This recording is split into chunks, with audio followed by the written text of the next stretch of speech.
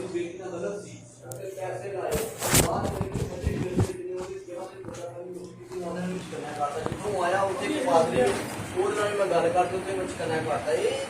को गल नहीं कर 3-4 दिन अगर फोन करते हैं मैं नहीं फोन सुनता पहला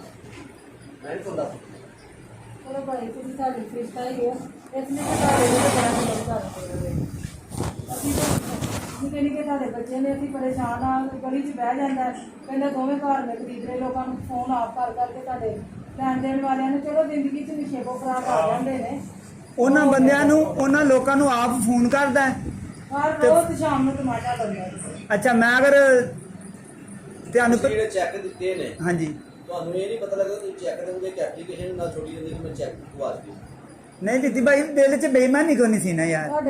दिल च बेईमानी को नहीं सी सोचा नहीं सी कि असी कोई बेईमानी करनी हुण मैं चेक ब्लॉक कराते ने लेकिन स्लिप तो नहीं ना लगी उन्होंने पता नहीं हुण भाई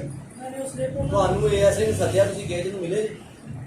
एक बारी मिलिया सा ਕੀ ਵਿਖਾਇਆ ਨਾ ਤੁਹਾਨੂੰ ਕੀ ਦੱਸਿਆ ਉਹਨੇ ਕੁਛ ਇਹਨਾਂ ਨੇ ਕਿਹਾ ਇਹਨੇ ਘਰ ਦੇ ਡਾਕੂਮੈਂਟਸ ਵਿਖਾਉਣੇ ਨੇ ਅੱਜ ਤੇ ਤੂੰ ਵੀ ਆਪਣੇ ਘਰ ਦੇ ਡਾਕੂਮੈਂਟਸ ਲੈ ਕੇ ਜਿਹੜੇ सिर्फ बहाने ना लेना चाह रहे मैं उन्होंने ये कहा कि मेरे नाल बयाना होया सिर्फ बिनेश दा बाकी साडे को बिल रसीद करवाया इन्हें नहीं इत्थे ही है जी दरखास्त सारा लगदा मेरा नहीं ये सारा लगदा मेरा ये ऐसे ही ਉਹ ਮੈਨੂੰ ਚੈੱਕਾਂ ਦੇ ਨੰਬਰ ਮਿਲ ਜਾਣ ਤੇ ਫੇਰ ਆ ਜਿਹੜੇ ਤੁਹਾਡੇ ਕੋਲ ਨੇ ਤੇ ਫੇਰ ਤੇ ਮੈਂ ਉਹਦੀ ਕਰ ਦੇਣਾ ਇਹ ਐਸੇ ਕੌਣ ਹੁੰਦਾ ਹੈ ਤੁਹਾਨੂੰ ਥਾਣੇ ਸੱਦਣ ਵਾਲਾ ਸਾਡੀ ਨਹੀਂ ਮੁਕਰੀ ਹੈ ਦਰਖਾਸਤ ਜੀ ਦਿੱਤੀ ਉਹਨੇ ਤੇ ਇਹਨੇ ਦਰਖਾਸਤ ਪਤਾ ਕੀ ਦਿੱਤੀ ਜੇ ਮੈਂ ਸੁਣੋ ਕੀ ਦਰਖਾਸਤ ਨੇ 4-5 ਦਿਨ ਖਾਰਜ ਹੋ ਜਾਂਦੀ ਸੁਣੋ ਦਰਖਾਸਤ ਨੇ ਕੀ ਦਿੱਤੀ ਹੈ ਇਹਨੇ ਪਹਿਲੇ ਤਾਂ ਮੈਨੂੰ ਕੱਢੀਆਂ ਗਾਲਾਂ ਠੀਕ ਹੈ ਉਸ ਤੋਂ ਬਾਅਦ ਇਹਨੇ ਘਰ ਨੂੰ ਲਾਤਾ ਤਾਲਾ ਤੇ ਜਿਹੜੇ ਲੋਕ ਸੀ ਨਾ ਜਿਹੜੇ ਜਿਨ੍ਹਾਂ ਦੇ ਕੋਲ ਮੈਂ ਫੜ ਕੇ ਪੈਸੇ ਲਾਏ ਸੀ ਜਿਹਦੀ ਵਜ੍ਹਾ ਨਾਲ ਮੈਂ ਮੁਸੀਬਤ 'ਚ ਫਸਿਆ ਸਾਂ ਉਹਨਾਂ ਲੋਕਾਂ ਨੂੰ ਜਿਹੜੇ ਕੇਸ ਵੀ ਤੁਹਾਨੂੰ ਖਾਣਾ ਦਾ ਆਪ ਹੀ ਸੀ ਹਾਂਜੀ ਇਹ ਆਪ ਹੀ ਬੱਚੇ ਸਕੂਲ ਤੋਂ ਬੈਠੇ ਨੇ